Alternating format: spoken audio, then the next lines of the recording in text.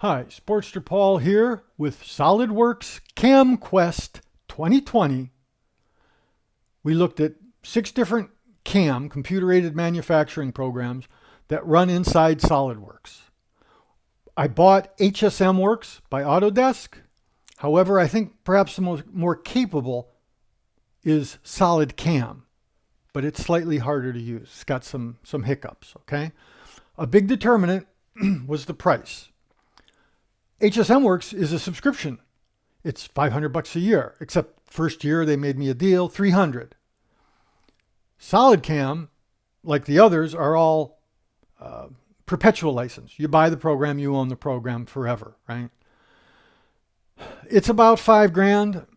You can make it more expensive if you buy some add-ons, but the difference to me, I'm an individual user. If I had a shop where that business bought it and then I die, well, the business can pass that asset on, right? It still owns SolidCAM and it's legal to use it.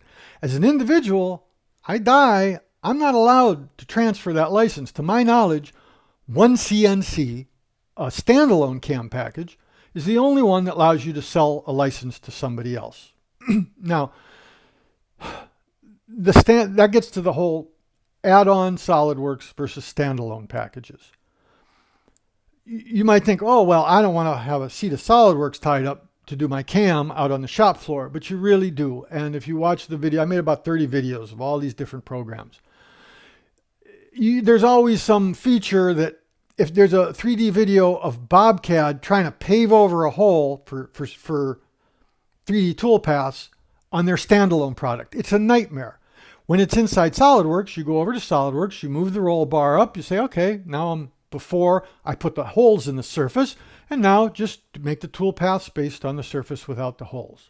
So there's always something you're going to want to tweak as you make your toolpaths. That means you should be in SolidWorks or Inventor or Fusion or NX or any of these other programs where the CAD and the CAM are kind of intimate. Now, just because I did this, here's what's special or different about me. I'm a new user, right? First CAM I ever done in my life. I'm a non-machinist, so I'm learning that at the same time. I'm an intermittent user. I don't use this 8 hours a day, 7 days a week. I'm a prototype person. So I do all this design work, then I got to do the CAM, then I'm making the part, then I'm testing the part, then I'm trying other stuff. So it might be a week or a month before I come back to it. So for me, that implied some things that maybe I value higher than you might. The first is the simulator. The simulator that I first used was the SolidWorks CAM by CAMWorks. It comes free with 2018 and later. It shows you the visual representation. It's not a separate window that comes up with the simulation. It shows you the part and then it color codes it. You say compare, and if it's gouged, it's various shades of red, yellow, red, whatever. If there's excess material, it's various shades of blue, right? And you see that gradient. And it's like, oh, I did something wrong is usually the problem, right? Or it gouged over here. The 2 programs that have, in my opinion, not approved simulators are the cheap program, BobCAD, although it's not really cheap when I looked into it, and MasterCAM, the most popular program that everybody says is, the one the professionals use. They buy their simulator from a third-party company called ModuleWorks.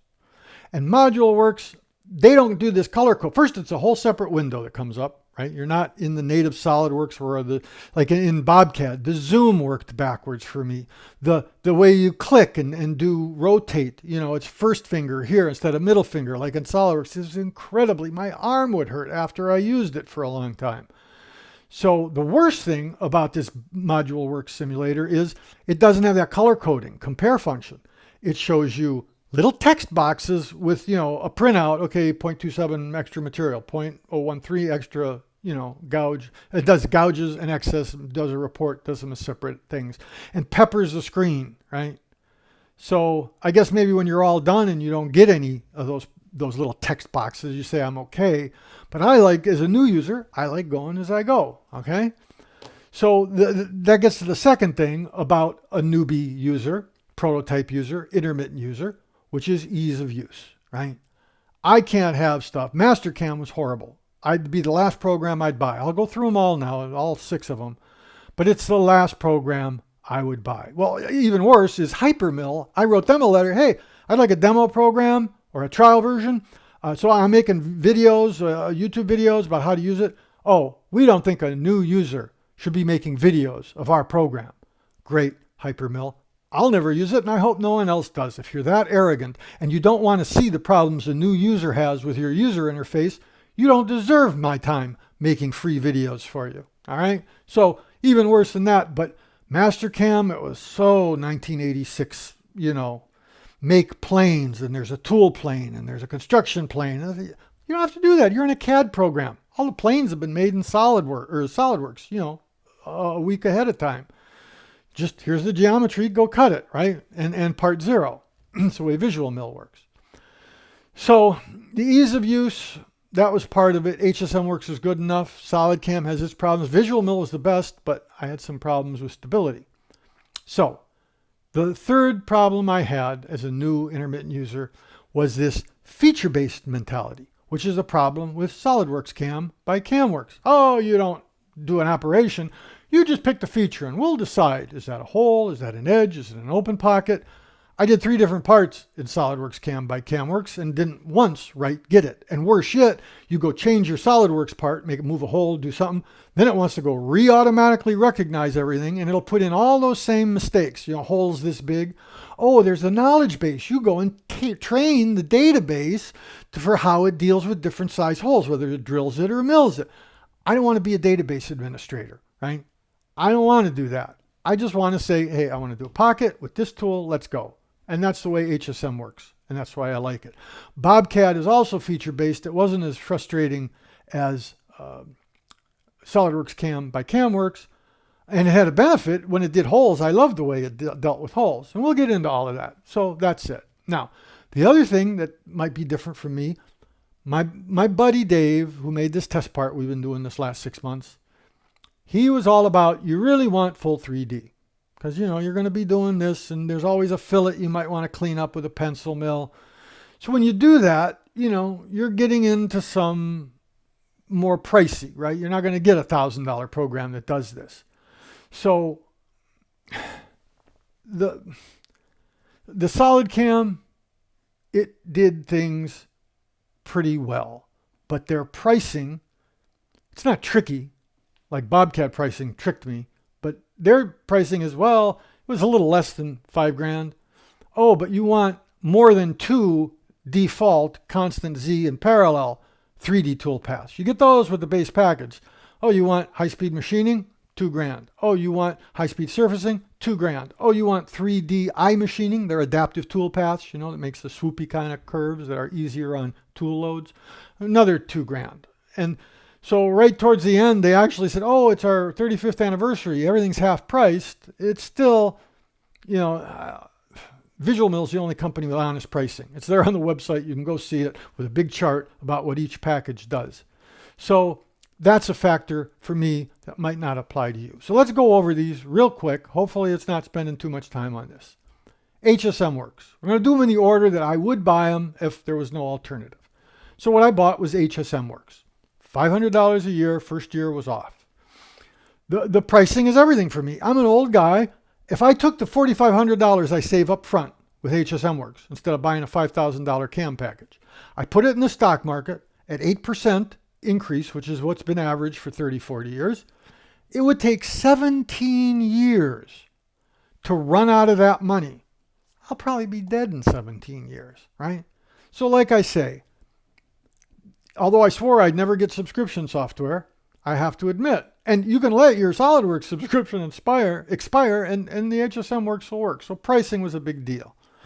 Ease of use, pretty darn good. There was a little hang up we'll talk about in the downsides in a minute, but it does something. I don't know if they did this on purpose, these Danish geniuses that did this program. Most everything you're doing on that little side panel where the SolidWorks tree lives, except now it's a CAM tree, right? Everything's concentrated. There's tabs there for tool, geometry, paths, things like that. And so you're not swooping around. It's not these giant dialog boxes. So I really like that. I didn't need the command manager. I could just do everything in that one little corner, which means not a lot of carpal tunnel. So that, the post-processing. Now, CAMWorks brag, oh, we do a custom post for free for everybody who buys our program. Well, the thing is, with this more modern, let's let everybody help everybody and everything's online, HSMWorks, I need Mach 4 for this Avid Benchtop Pro mill that I have. That's what they use. None of the other programs had a CAN Mach 4. I assume SolidCAM would give me a Mach 4 post, but the HSMWorks Mach post, free, on the web, here it is, downloaded, now it's in my hard drive. So the post to me was a benefit, that it's this shared thing, although editing the post, it's computer science, get a degree, so I'm not sure how that's going to work. Other things about HSMWorks, no value-added reseller. You're dealing directly with Autodesk. I like that. The simulator, it's not color-coded. It's shades of gray, and why they did that, I don't know. But it's got another feature that none of the others do, even the color-coded ones, which is you hover the mouse over anywhere and it tells you how much material is under or gouged at that point. That's really handy. So I'm getting to like that as much than the lack of that it doesn't make red gouges and blue extras, okay? The other thing that's kind of silly that I like about HSMWorks, it remembers the last tool you use. So you make one pocket with a 1/4 inch end mill, then you say, okay, now I want to do a perimeter. It's still got the 1/4 inch end mill default.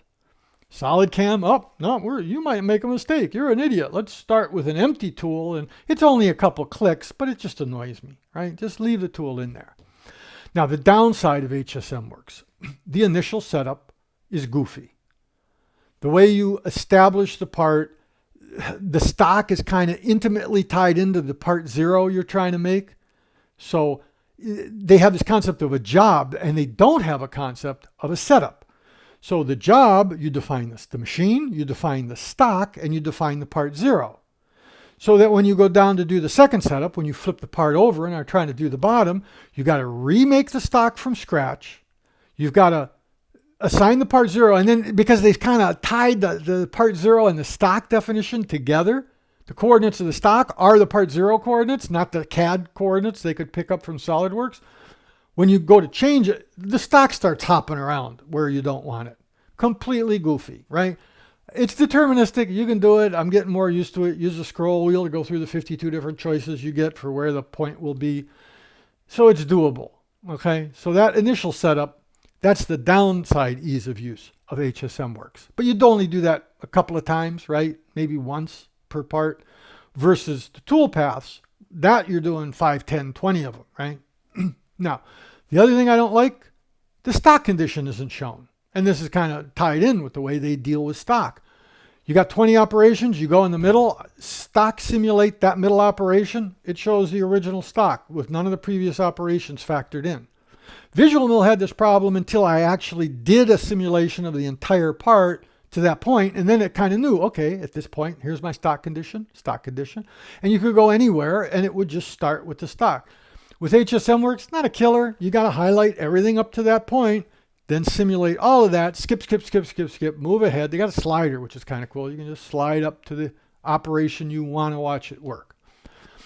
The other thing that's a little bit botched in HSMWorks, fixture avoidance in 2D. They don't do it.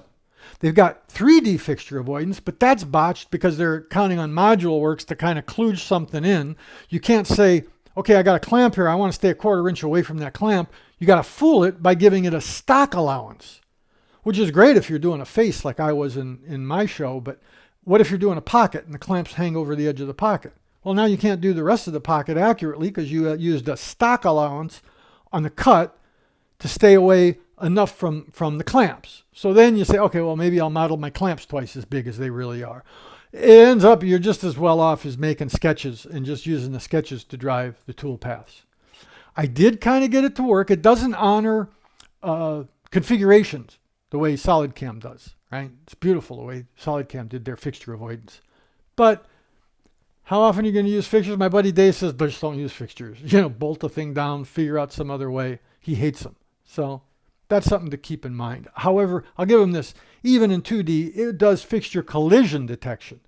So you can define the vise or whatever, and it'll tell you or stop if you bang into it. So that's something. Okay, next program, SolidCAM. What I say is the most capable. Part of this capability, their fixture avoidance is magnificent. Although it doesn't do facing fixture avoidance, it will do pocket fixture avoidance, and it does it just what you'd want. You put the clamps this way, to say I stay this far away from them, does what it has to do. Then define a configuration with the clamps the other way. It automatically changes in simulation. You see the clamps move, and you say I want this to be a rest machining, R-E-S-T, R-E remaining, S-T stock. And it doesn't do the whole face over again. It just does under where the first clamps were, the little pads that were underneath the clamps, right? Perfect. So that's a cool guy thing, right?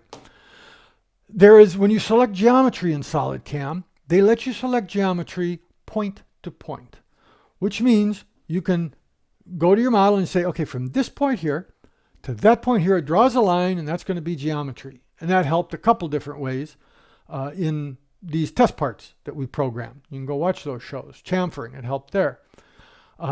The external file thing is something that SolidCAM does, other people don't. The thinking is, well, you can have all these toolpaths and all this megabytes or kilobytes stored, inside the solid part, the SLD PRT. But you could also you could do this CAM project as an external, where it's a zip file, which they goofily name a PRZ, I think it is. And you can rename that to ZIP and then look inside and see what's in there, but it's a zip file, and that way your original design part doesn't change. And the cool thing they've done, if you do change that, it's not full of toolpaths anymore, you change that. When you open up this PRZ file, it says, oh, we just looked at the original file. We know where it is, and it's changed. And these operations are flagged because something happened to that geometry. You got to be careful, for how you define things, whether it's going to trigger a change or not. But that's cool. Now, for me, you can get the same effect by just making a single part assembly file. All these programs will work in the assembly mode. So you take your part file that you don't want, you're going to publish it and other people will use it with a different CAM package maybe. So you can take it and make an assembly with just that one part in it. And if you're doing fixtures, you definitely will have an assembly with all the vices and clamps and stuff. But you can do a single part assembly, and now all the toolpaths, all that baggage goes in the assembly, the SLD ASM file, not the part file. So that's cool. Simulator, I love the simulator in SolidCAM. It's that color-coded one that I like so much. Their maintenance policy, we mentioned that, right? Skip your maintenance 5-10 years, fine. You want to be back on, they don't force you to pay that old maintenance. Other thing I liked about them, they don't give you a demo crippleware version you can't save or all these headaches. They give you a trial. Here, 60 days. Post, make chips, we don't care. They treat me with respect, which is why I treat them with respect. SolidCAM, while it's playing catch up against MasterCAM in this country, in Japan and Germany, they own major market share. So I'd be worried if I was MasterCAM. The next thing, this is minor stuff, but they do multi-level 2D. I can't remember what 2D is, a contour or a profile. They use those different names for 2 and 3. But I had a chamfer here and a chamfer here. Well, you can do one operation and say, this is multi-level. Do this one first and do this one next. And we use that in some other stuff when we were doing undercuts. So that's kind of nice. The downside of SolidCAM at the beginning, it is the most frustrating thing because you're trying to do a setup where they do it wrong, right? The stock exists, right? You want to define the stock independent of anything else, right? The first thing you could do, right? Because you got CAD right there. You got SolidWorks. And just say, okay, put this box, here it is, make it apart, and import it, whatever. But they tie it together with the coordinate system, the part 0 coordinate system. But then let's say you've defined the stock, okay, it's this big, and to their credit, you can define stock by overall size, which is the way everybody orders stock. But then you say, oh no, part 0 is wrong. I want it over here, but flip the axis, then the stock flips with it. It's like, why are you messing? I'm done. That was a whole separate accordion section. I'm done with the stock. Why am I still affecting the stock just trying to find the way VisualMill lets you do. There's the point, there's the orientation, goodbye. It's on the stock, it's on the part, it's in the middle, it's in the center, right? Everybody go buy download free VisualMill, all these programmers that work for these CAM companies. So that setup's goofy, although that one-time or two-time goofiness, you're paid back because it's so much more efficient when you're actually making tool paths. So that balances. The dialogues in SolidCAM, they're big. They don't label the icons at the bottom. New user, intermittent user. If you use it every day, work for a machine shop, all you do is CAM. I'm sure you get to memorize what all those little unlabeled icons are. I had a big trouble. And the fact that they are so big, this myth that if you spread stuff out, it's simpler. No, it's actually worse. There were situations in SolidCAM where, a 2D chamfer, that's a drop-down box here on the left side of this gigantic dialog box. Oh, that's a 3D chamfer. That's a checkbox over on the right side of this giant dialog box. Please get together and make a consistent user interface that's tighter and just better to use. Then the last thing, it's silly, we talked about, it forgets the tool you used last. On purpose. I mean, I'm sure that's a design decision, right? Oh, they might use the wrong tool. No, let's just assume I'm not changing tools because I want to do 5 operations with the same tool. That's how machinists I know think, right? Obviously, programmers don't think like this, or marketing managers at big companies. I hand a part to I drink a lot of beer with a lot of machinists. You hand them a part, they're like, okay, how am I going to hold it? Vise, clamps, drill, glue. How am I going to hold this vacuum table? First thought. Second thought, what's the biggest tool I can take to remove the most amount of metal? Okay. Then you get to let's do rest machining, smaller tools. Let's do this or this, smaller features. So you're trying to use that tool as many times as you can for as many operations. So I would like SolidCAM, to default to the last tool. Not a big deal. Okay. Next, VisualMill, the next program. Great thing about VisualMill, the only company that has honest pricing. It's on their website. Here it is, from $800 to $10,000. And it's a little tricky, but it's not purposely tricky. They're not being deceptive. To get the simulator you always get the simulator that shows you the real part and you're inside SolidWorks, and that's all cool stuff. But you don't get the color-coded compare function until you get to the $2,400 or $2,500 expert and above level. The expert, that's a lot less than $5,000, and it does a lot of 3D, even at expert. You get the pro, you get all kinds of 3D and some 4-axis stuff. But it's honest. There's a chart, you can see everything it does, and you do have to click extra tabs to figure out that business about the simulator capability. So I love the pricing and the honesty. The setup, they're the only company ever that I looked at all of these 6 that does it the way I think it should be done, right? I'm doing a setup. That's this machine, and you kind of give it an orientation if you want, the stock. Okay, then you do the stock. The stock will pick up the orientation from the machine, or it'll use the SolidWorks orientation. There's the stock. It's a little buggy in that you can set the stock size, but then to align it into the middle, you go to a whole different tab, align. Okay, it aligns it. And then, okay, it's aligned, but I actually want 10 thousandths higher. Well, then you go back into the stock and it goes back to the original definition. So that was, I consider it more a bug.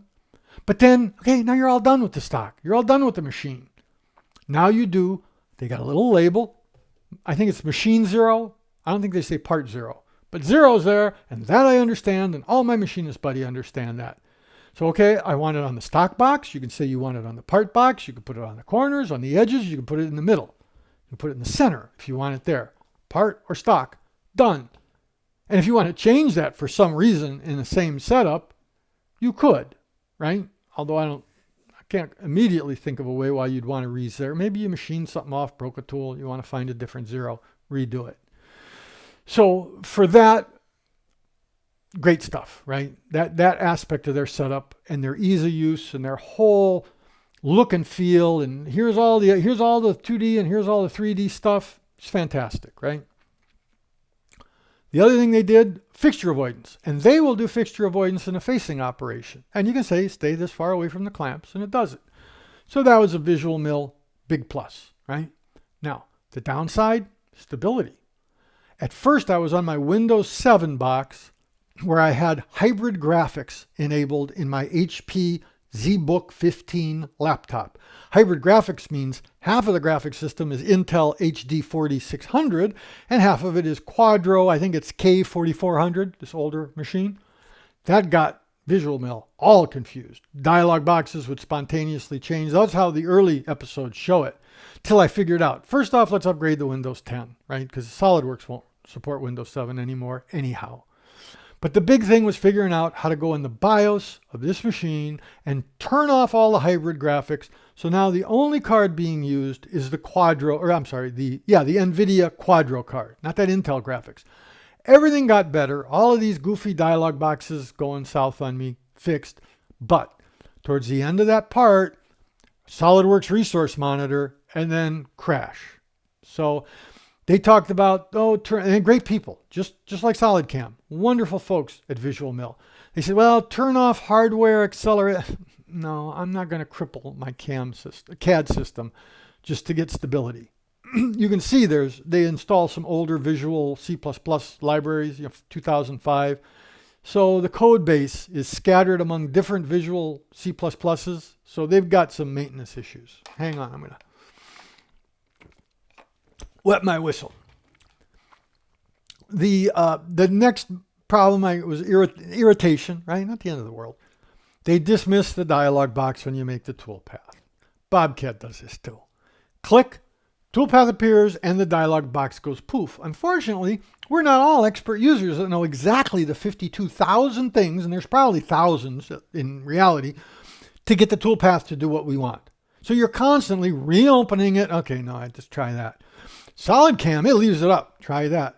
Oh, no, that's wrong. Change. Try that. Oh, no, that's wrong. Even SolidWorks CAM by CAMWorks. Preview, right? I think it does something goofy like collapse the dialog, but you get past all of these user interface quirks. Preview. Okay, let's go back to the dialog box. You got to click again and change some other stuff. Preview. All right, now now I understand what's going on. So that was an irritation in VisualMill. Not the end of the world. Okay, next program, BobCAD CAM. The supposedly cheapest. Sometimes, I don't know, it's got its reputation. I'm not even going to get into that. Some of that's just BS. But what I liked about it was the way it dealt with holes. But the reason I like the way it dealt with holes is because what I don't like is it's another feature-based program like SolidWorks CAM by CAMWorks. So the way it deals with holes is all the wizard, none of the automatic stuff for any of these programs works, right? Just give up on that theory. Even VisualMill has some automatic recognition. That didn't work either. But it has a wizard that doesn't work. But then you say, no, I want to select the holes by hand. And I'm smart enough not to select the edge of the hole where it gives it some depth information. Then it tries to help you. Just select the edges of the hole. BobCAD says, okay, we're going to do a center drill, a chamfer, and a tap, because it was a tapped hole in SolidWorks. Now that's pretty cool, right? You got to give it credit.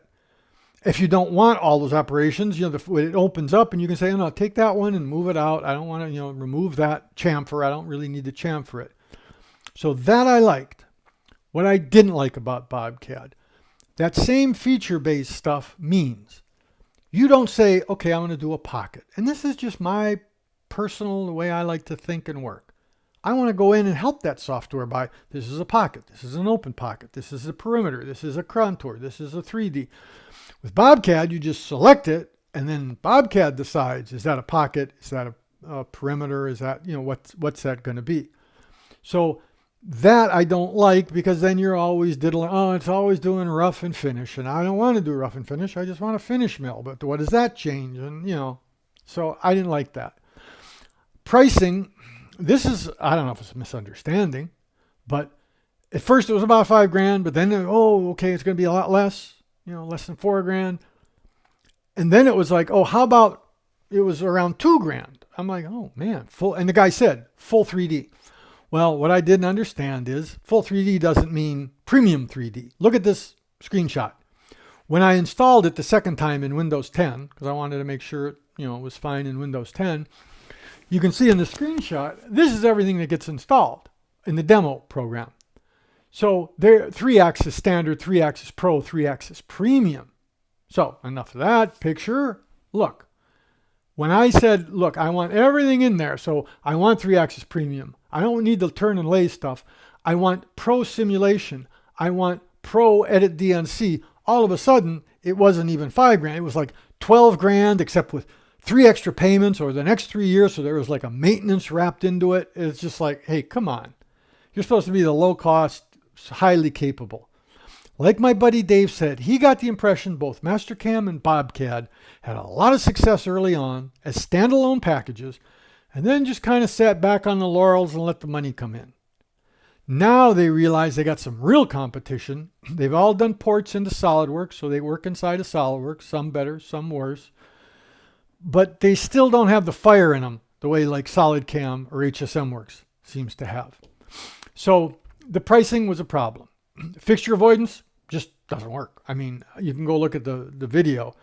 It's only mentioned briefly. I think that's one of them. You kind of are fooling the 3D toolpaths to do fixture avoidance, and it's just the rest machining doesn't work, and they don't promote it, right? So this was a feature that they came out with for 2020, but then they never promote it, and it was just by coincidence. I saw one video where they mentioned it, and you had to kind of do a screenshot and look, and how do you get there? Oh, it's in the 3D dialog box. There's over here. Set this up, and it's real. You can watch the BobCAD fixture episode I did to see how clumsy. So it doesn't exist, right? Fixture avoidance. The simulator, I talked about that. Hate it, right? This ModuleWorks simulator, I want it visual. It's in a different window. The buttons work different than SolidWorks, so you're constantly fighting that.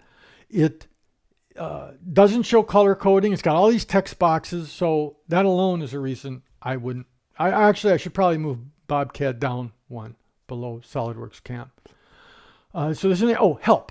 Last item, no help with BobCAD, and that's a business decision. Well, let's sell them the help, right? Because we're a low-cost program. If you don't need the help, fine. If you're a newbie like Paul, okay, let's charge him for some classes. Although they were going to include, I think, some tutorials or a year, your first year support gets you help. But there's no online help. There's no hover help. There's no, click the help button built into the program. And I don't like that because at 4 a.m, when you're trying to figure out some goofy arcane programmer language thing, please let me get some help at 4 a.m, right? Before waiting for you to wake up. So that was the other downside to BobCAD. So like I said, maybe I should downgrade BobCAD even below the 5th pick, SolidWorks CAM by CAMWorks. What's good? The price. It's hard to beat free, right? Ease of use. I didn't study anything. I didn't read any tutorials. I didn't do any of that. I just, okay, CAM, what's this about? I've done CAD for 20 years, right? Oh, okay. And there was some pain, but I got there. So the ease of use was pretty good. The simulator, this has got my expectations. I want the simulator to work inside SolidWorks, not as a separate thing. And I want the color coding that shows, oh, that's gouged, that's excess. I kind of see, on a case-by-case basis, on an operation-by-operation basis. The downside, because they're theoretical kind of programmer types, everything's feature-based. We're all in on feature-based. This does two bad things. First off, it doesn't work. I'm sorry, right? Programmers can dream about automatic everything. It just doesn't work. I made 3-part programs. Not a single one was correctly recognized. And yes, I could spend half of my life and get a computer science degree and do database management to teach their, what do they call it? Is it a knowledge base or a tech base? All these programs. I don't want to train my CAM program to do automatic. It's easier just to do it yourself. So that was a real pain, right? The feature tree was a big downside because it's got two trees now. It's got a feature tree and an operation tree, and it jumps you back and forth. And where am I? And okay, the operation tree is where you do the tool, and no, sorry. BobCAD's feature-based, but at least they do, here's the feature, operation, the way they dealt with those holes. And then they've got another thing to go fix. Well, that's not the order I want to machine them. I want all the same tools to be used in all the same operations. And there's a dialog you pull down, and you can move stuff up and down and change the order. So that 2-tree thing, no, that's probably why I moved it down one, because I just found that unusable. And the fact that it's always trying to put these bad operations back if you change the part. The stock size. This is maybe a trivial thing, but it doesn't let you select overall stock size. I couldn't find a way to do it. You don't order stock by, it's a 1/10 of an inch bigger than my part.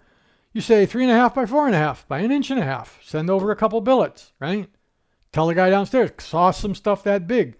You don't, so with this, everything's just a variance of the bounding box of the part. It's back to 1987. With a calculator, you'd do AutoCAD 10. Okay, so the part is 1.397 inches, but standard stock size, I guess I'll order 1 inch. And so then I subtract that, but I got to divide by 2 for, is that enough going to be over? Come on, that's savage, right? So that annoyed me. So that's CAMWorks. Now, last program, the most popular, MasterCAM. The only plus I can see, it's popular. You want something on your resume as a machinist, MasterCAM, probably the thing to have. Lots of shops. I've seen the numbers as high as 80%. I think that might be for 2.5D, normal machining, not carving eagles. There's other programs that do good in all this woodworking stuff. It's the only good thing. I hated the simulator. It's got that ModuleWorks simulator I don't like. So right away, it's like, no, I don't want to suffer with that. Ease of use, good gosh. This plane, the tool plane, the master plane, this plane, the construction plane. What do you do? This is like 40 years ago, mathematician programmers saying, well, you're going to have to establish, you're going to have to tell me the planes you want me to work in. No, it's a CAD program. You got all the planes you need. Let me point to the geometry, and then you've got your part 0, and so you know how the tool's going. We're done, right? What's with all this plane and all your G54s and all that? Total nightmare. It's the only program that I couldn't just wade into and try after using 4 others, right? I still had to go to online videos and say, okay, now where's that? Oh, it used to have the plane tab was up in the command manager. Then it was over here. Now they've moved it for 2020. It's a tab next to the MasterCAM tab in the tree, right? Where the SolidWorks tree is. Because I spent an hour, it's like, how come if I can't define the planes, I can't define the planes, right? So goofy, right? This is a company catching up and doing stupid things in my book. I don't know. Price, obviously they're pricey because they own the market. So they start at $5,000 and then $2,000. I'm told even the feature recognition module, oh, you pay extra for that. So it's real easy to get up at $10,000. With SolidCAM, what I would have done is taken the deal under $5,000 for the base package and just bought the high-speed surfacing. I wouldn't need 3D machining. I wouldn't need high-speed machining. So maybe $7,000 nominally, and then they had this half-price sale. So it would be $3,500, right? So that's a 2020 big anniversary deal.